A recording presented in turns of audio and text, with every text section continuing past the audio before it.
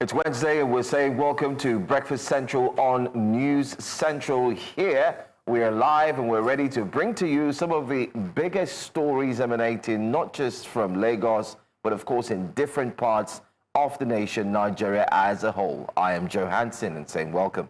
And I am Olive Emodi. You're welcome to Air News Central. On this flight, we do not want you to switch off your mobile phones or your devices. Stay tuned for the rest of the show. We promise you there will be no brawl, no disrespect, no dragging you out of the aircraft in the most undignified manner. Well, the conversation still about Ibom Air versus Miss Emerson will continue today. It's heat up the polity with a lot of people having different opinions coming up. What we have seen with this Emerson story is, again, like we say, the dangers of a single story. We saw the first part. The first day, almost everyone had a uniform reaction as to the fact that her reaction was terrible and she needed to be reprimanded. She needed to face that to the tune of the tune of the law. But the latest revelations in the past 24 hours have shown not just Ms. Emerson being stripped of her right to dignity of human person, but have also revealed very interesting information about the said air hostess in particular, with other individuals, eyewitnesses, people who have flown in Ibom Air in the past year or two, sharing their own experiences about how it seems to be an ego trip that must have led to what happened yesterday. But we'll delve further into this. And just to also ask that if you're watching and you or anyone you know was an eyewitness to what happened, would appreciate if you can share your thoughts with us. Join us here on Breakfast Central. You can switch to our YouTube live stream and drop a comment in the chat box. Or when we open the phone lines, you can call in to share your thoughts. That's right. Well, one of the things that we'll be looking at today on the program will definitely be what Olive just mentioned, which is Emerson. That's why I wore this. Sorry? That's why I wore this scarf. Oh, okay, I see. The air hostess vibes. Air hostess of News Central's Breakfast Central.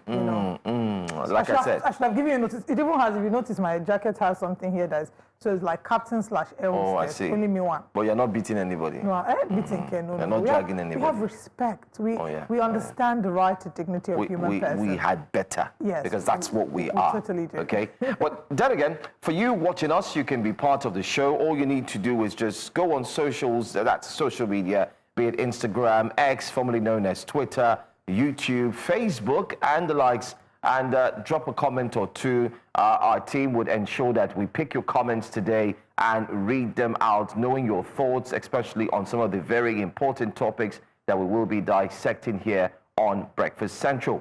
But without further ado, there are conversations upon conversations about the coalition in quotes party. So that starts off our wake-up conversation this morning on a Wednesday. By the way, if you noticed, we're just two. So where's Benga Burowa? Well, Benga will be out on screen for the next 48 hours or so, and then he joins us back again. So I'm sure we're going to miss Benga a little bit. And when he joins us back on Friday, I'm going to start the show by saying, then be two, later become three. Anyway. Did Benga inject you with what he's... He's always a bad influence. Because when he's here, I'm able to be a dry jokes person. Oh, my goodness. Go ahead. Anyway, let's start off with the coalition party, Olive. So yesterday, while we were here, and a day before, rather, 48 hours ago, there seems to be another faction upon faction upon faction of the coalition party, which many have said is the main opposition party to push away the current administration. Well, just in case you do not know, just 48 hours, but still 2 days ago, there was a mini press conference which indeed showed some of the members of the ADC who have said that they are still part and parcel of the coalition party. And they didn't just say so, they even went as far as ensuring that they do have their own national chairman, in which they did hold a press conference a few weeks ago, and therefore they're reiterating that they are the real deal when it comes to the ADC, therefore pouring water on the newly formed faction, of which its chairman is a former Senate president and, of course, a former PDP member. Well, don't forget that you did have the former Vice President, Atiku Abubakar, who has equally dumped the PDP and has joined fully the ADC. And the likes of many others who have equally joined the same political party. But one person in whom many were expecting to equally dump the Labour Party and move fully to the ADC, Mr. Peter Obi, to actually do so in no time. Well, he hasn't done that. He hasn't dumped the Labour Party. But he did speak, and there's a video that circulated online that showed Mr. Peter Obi speaking at a gathering where he did make mention about his full support to the ADC, therefore trumping up a little bit of confusion as regards to what's really happening. Is he still part of the Labour Party, or is he really leaving the Labour Party and moving to the ADC? But let's take a look at the video. Don't take my words for it. Listen. Because of the problem, the representation in our assembly, where nobody can leave his party after election. Exactly. If you want to change party, do it during election. After election, you must stay there. If you vacate, they replace the person. Exactly. Wow. Very correct. So, which party am I going to contest in? As you know, because of the problem they have, some of us who are leaders in the opposition have a president adopted ADC. But I can tell you, before the election, more will join. Yes. More people will come together. Because the opposition needs to come together. Yeah. We are not coming together to wrestle power. If it is wrestle power, can't Peter Obi out of it? If we are not going to use that power to change the fortune of this country, please count me out of it. I'm not looking for political position. I'm not desperate to be president of Nigeria. I am desperate to see Nigeria change. I live in a changed place. And I tell people that. I live in a place that work.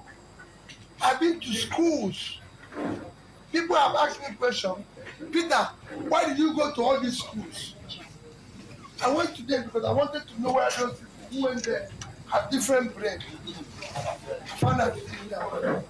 So as we advance now, we have adopted ADC for 2027 election. Okay. We are still battling to take over Labour because that's the right thing. There was nothing wrong. What was wrong in Labour is that we find out that people abandoned what we were trying to build into transaction. Yeah. Became a mess. So that was it. There's nothing wrong. So this is giving a bit of confused vibes. I don't understand. I mean, what's your take on that video? Let me have you. I think I'm struggling a bit to understand his position still. He says he's not desperate for power. He's not desperate to be president of Nigeria. But regardless of whether he's desperate or not, the truth is, when you ask, the way you will find out is if they ever asked him to run as vice president to any of these other people, will he agree? Are you okay to change Nigeria from whatever capacity you find yourselves? Even the obedience will not agree to that. They will not. It's either Peter Obi for president or nothing else. Yeah. So it's okay to want to be president. It's okay to want that. A number of what's being said here. I mean, he has said that over time, but it feels like semantics. It would be great to see under what umbrella. That sounds very umbrella indeed. It would be great to see under what party. Well, the umbrella we hear is trying to lure him back, but it would be great to see what party he actually contests under. The Labour Party, at the point, I don't know if they understood the influence. I mean, they knew the influence that Peter Obi brought to the party. The Labour Party was already existing before Peter Obi, yes, but it became much more relevant when Peter Obi joined the party with the obedience movement.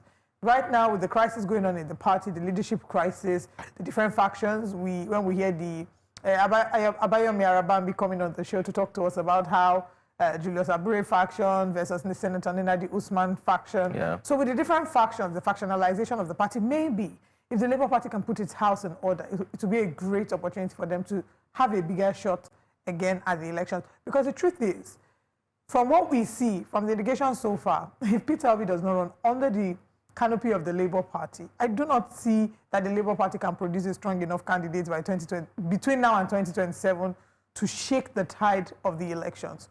But then again, politics is like football. They say never, anything can happen. Until last minute. We didn't see Peter Obi coming. Peter Obi was the one that they said they never see me coming. Yeah, so yeah. maybe they would And they then have it some happened. tricks up their sleeves that we're yet to see. Yeah. One thing, again, I'm also trying to understand, which I think we need to do our due diligence as not just people who are trying to get the story, but I'm talking about the people from the Labour Party aspect. I think they owe Nigerians maybe a 10-point agenda or statement stating categorically what the aim is. And I'll tell you why I say so. The aim for Mr. Peter Obi. Now, we know that he says so when he you wants say the to... Labour Party, are you talking about Julius Abure's faction? No, Or so you see, that's where the problem comes in now, Olive. That's what I'm saying from the Labour Party itself. Because why am I saying this? Let me explain. In that video, he's saying that if the coalition is not about change, he's not interested, meaning that he's going to remain with the Labour Party. Now, the Labour Party, on the other hand, is saying that we don't want him. The Julius Abure faction of the Labour Party say we don't want him. The Nenadi Usman faction of the Labour Party has, as far as I'm concerned, have been quiet in the past few weeks or so, apart from the press conference they had, where they had Governor Alex Oti, Senator Nenadi Usman, and the likes, where they had, sat together and decided that, listen, let's sheath our swords, let's come together, let's work for the good. The confusion here is what we're trying to sort out, Oliver. The confusion simply is this. Is Mr. Peter Gregory Obi running as president, presidential candidate under the ADC or under the Labour Party? Because that conversation is two in one. One, he says, oh, if they're not about change, he's not going to join them. So where do you stand? But then again, people will say it's too early for a call. Let's wait till it's an election cycle when it starts properly, and that's like next year. So maybe there will be proper decisions. Another thing I also want to highlight here quickly is that, is the ADC a vehicle for confusion? And I mean to ask that question. Is the ADC a vehicle for or of confusion?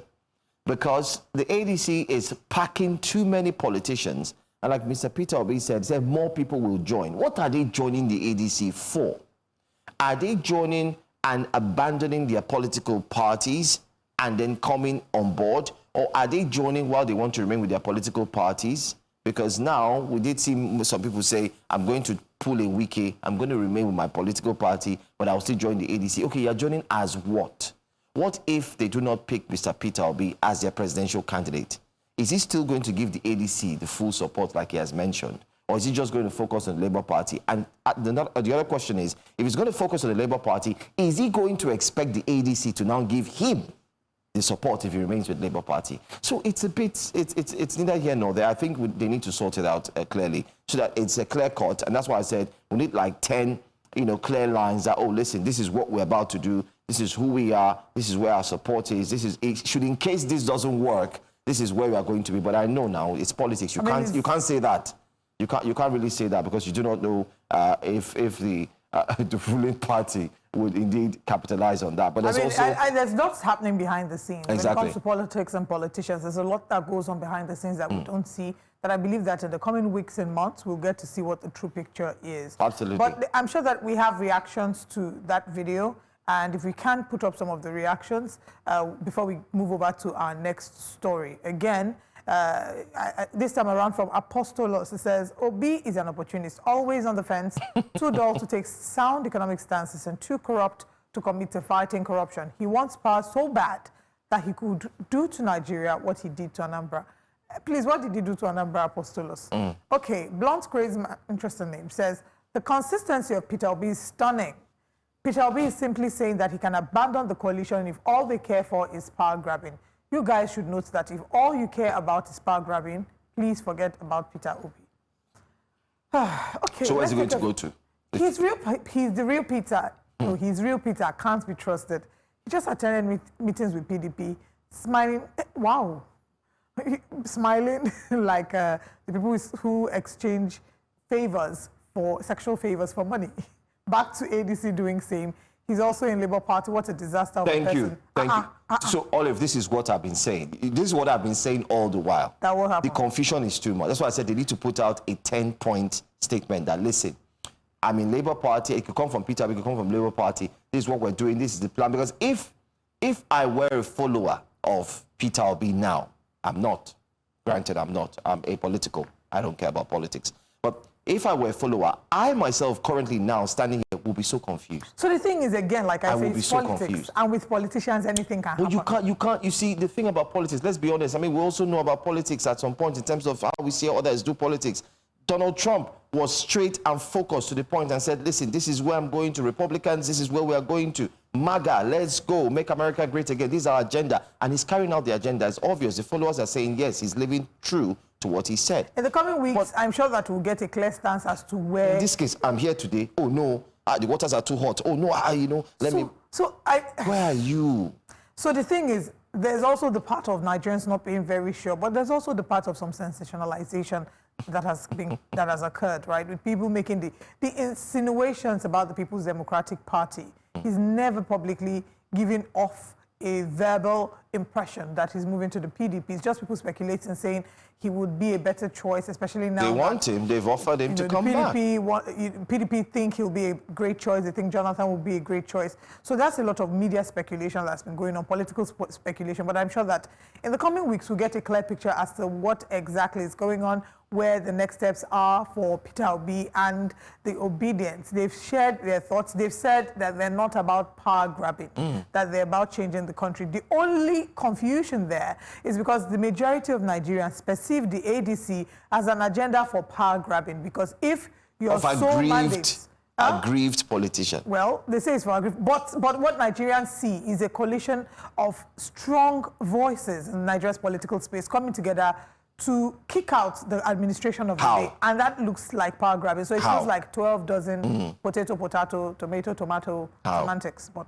again, let's move on now to our next story. And this is one that we've been talking about for the past 48 hours, from Kwam 1 to Kwam 2. And now we have report that the police has received the NCAA petition against Kwam 1. Bear in mind that yesterday, at the time when Comfort Emerson had been, of course, brought before a court, thrown into prison in Kirikiri, and is awaiting a hearing in October, Kwam 1 had not gotten any form of police reprimand. The speed with which Comfort's case was handled brought Nigerians to the conclusion that justice is selective. Now, as a result of this, people started to talk and say that what is good for Kwam 1 is good for Kwam 2, and if Kwam 1 should have just done a simple apology video and is still walking scot-free, then this young woman should not be in prison, banished from flying locally and internationally, and that the charges, that they brought up against her, they should have done something similar to Kwam 1, who, as a matter of fact, had terrorism. He had basically had a sort of terrorism charge. That's what Nigerians should, inferring that he would have. But then let's go back to the petition and take a look at the petition against Kwam 1. Yeah. If our producers can please project the petition so we can read it. Anyway, so you can see it says here, as IGP directs Airport Police Command to investigate, the Nigeria Police Force has received an official petition from the Nigeria Civil Aviation Authority over an alleged incident involving Wasiu Ayinde Marshal, popularly known as Kwam 1, is accused of engaging in unruly conduct that allegedly obstructed the safe operation of an aircraft in violation of the Nigerian Civil Aviation Regulations 2023, following a reported incident on 5th of August 2025 at Nnamdi Azikiwe Airport, Abuja.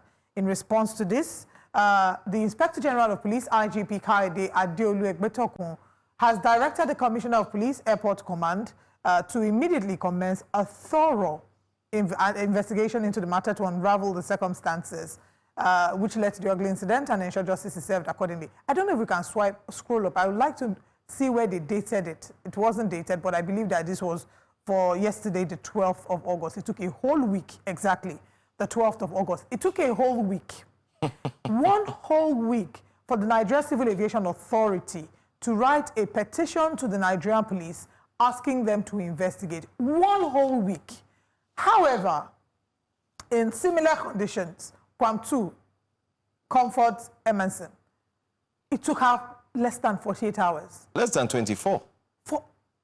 To be on the safe side, I'll just say less than 48 just say 48 hours. It was even backdated, though. Less than 48 hours. You've seen the documents in the public that the date was wrong, meaning that it was even backdated and prepared down. So, like what? My question is, if there wasn't as much of a public outcry as there was against how Comfort Emerson was treated, will the NCAA have issued this petition against Kwam 1?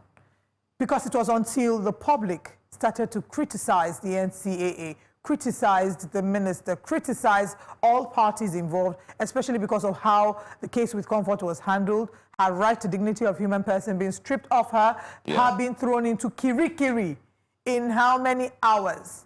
Whereas Kwam 1 did the same thing. And we see here, if you look at it, you can see the charge sheet. It says, to each and all of the officers of the Nigerian police and to the superintendent of Kirikiri prison, Comfort Bob, hereinafter called the defendant, being brought before the High Magistrate Court of the Ikeja and the High Magistrate Magisterial District sitting at Court 17, Ogba, charged with having assault and willfully damaged, punishable under Section 4, subsection 2, 170, subsection 1, paragraph A and B, 350 of FAN bylaws. I mean, they just basically, and then if you can scroll down a little, you will see that her hearing was adjourned until the 6th day of October 2025. On that day, you and the said police officers or the said superintendent are hereby commanded to convey him or her before the High Magistrates Court of Ikeja. Now look at the date. They said this 11th day, what a short job. Of October. What a so short even the police that accepted this, even the police did not look at the date. And then they now docked the lady. They now locked her up. They said it's 11 days. I mean, so first of all, this is such a shoddy job, shoddy charge sheet that was done. Olive, guess what? Someone will come and deny this now. Referencing the fact that it was done forced, it was done hurriedly. There wasn't any attention to detail paid. Now, I don't have a problem with assault because she did assault people. That was a charge, a very strong charge against her. However, the charge against Kwam 1, if we go back to the letter, the investigation, I'm hoping that, we will get to see the charge sheet for Kwam 1 as well, because he should have his day in court. If he doesn't have his day in court... The charge sheet ought to have come out since, before this one. So the charge sheet, because they didn't take him to prison. That's what I'm saying. If they had they didn't take him to court. If they had taken him to court, the charge sheet will have come out. I'm very glad that today on the show, we're having the NBA president joining us to dissect this story and give us certain perspectives. Yesterday, in an interview, Mike Achimugu was answering a number of questions regarding this, and he said that the airline, for example, ValueJet in this case, had the right to decide whether or not to prosecute because that he heard that, ValueJet's owner and Kwam 1 are friends. Maybe that's why they decided not to prosecute, blah, blah, blah. So that's the flight. So that this one, it was Ibom Air that did the prosecution. Because there was an assault. When we have the NBA president join us this morning, because the NBA, of course, has put out a statement, a very thorough statement detailing the fact that Comfort was treated poorly and her rights were infringed, right to dignity of human person, even the sharing and resharing of nude material. They saw her breasts filmed on camera by the staff. The person who shared that video by now should be brought out. Absolutely. And I like the fact that the NBA president is joining us. That's one question I really want to understand, how they would handle that situation. Because we do hear that some NGOs and every other person are offering CSOs, free services. And I know that in the law, whether you like it or not, some things that I like about the law and lawyers, you guys sometimes, Leonard, sorry, is that some things that you see as gray, oftentimes is not great, because what I'm trying to say is, in as much as they might have charges against this young lady,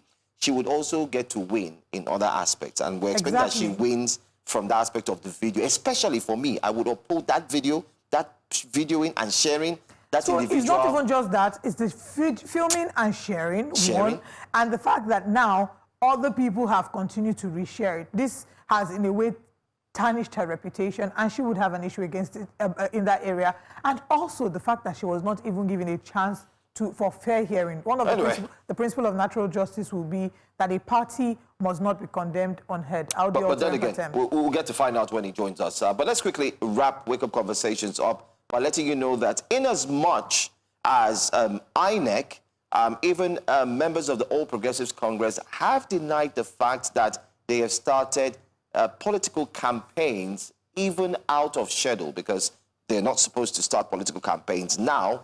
Rather, the focus should be on governance, and they've denied that they're not doing that.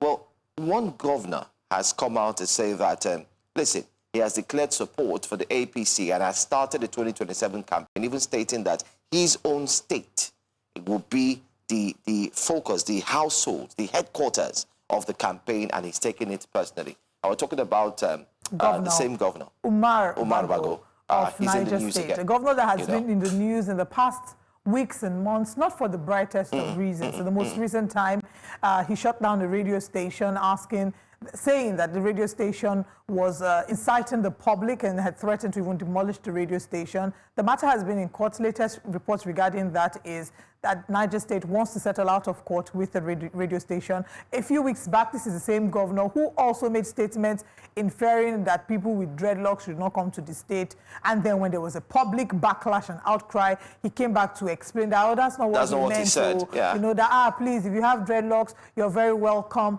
I think that a number of these people who are at the helm of affairs, at governorship level, if you are the governor of a state, you wield so much influence that you must be careful the things that you say, the actions that you take. And I wonder if they have special advisors who advise them before they make some kind of random statements on air or before they decide to take some certain actions.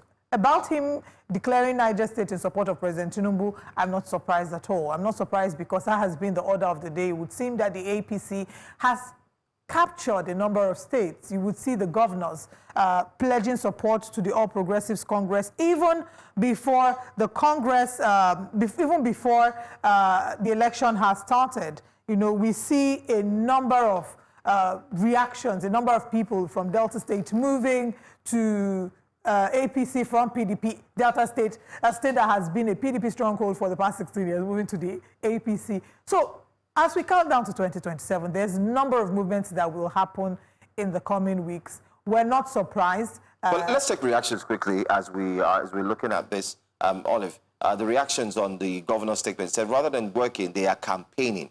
Did the INEC chairman not say anyone found campaigning now is guilty of an offense? Nigeria has never had it this bad. And Mrs. Mary, Dr. Mary, I beg your pardon, I agree with you. I mean, we all agree with you. It's much more like, as broadcasters, we are here to talk about what the laws are, the principles, and yet those we hold in high esteem don't see it that way. What are these guys being fed? He says, I was following up with this guy and liking him last year or so, if I'm not mistaken, when he was doing very well on agriculture and we're seeing tractors and some kind of empowerment. I saw that too. But since he started going to the villa, it has been all about praising President Tinubu and APC. Nothing more about agriculture and stuff like that. Is it not surprising that whoever goes there automatically changes and starts hyping? It seems they are sharing happiness there and we should go get some. They will not want to hear this, but it remains the fact that Peter Obi is coming. For we strongly believe that the new Nigeria is possible. Okay, then he goes ahead. All right. All right, anyway, that's all we're going to take on Wake Up Conversations. The stories stay here, and don't forget the conversations will indeed continue right now. Let's bring to you what our top stories are for today on a Wednesday on Breakfast Central. This morning on Breakfast Central, NBA folds Ibom Air over passenger treatment. We'll be going into that conversation right now, so stay with us. Campaign begins ahead of 2027 elections. We just talked about it. Why? Let's get an insight into the reasons. And celebrating International Youth Day. Yes, are you a youth? We'll find out what it's like for you. Crude oil theft and insight, and of course, a journalist's perspective covering the inside stories. Plus, newspaper front pages will be here at 9. Make sure you stay with us on Breakfast Central.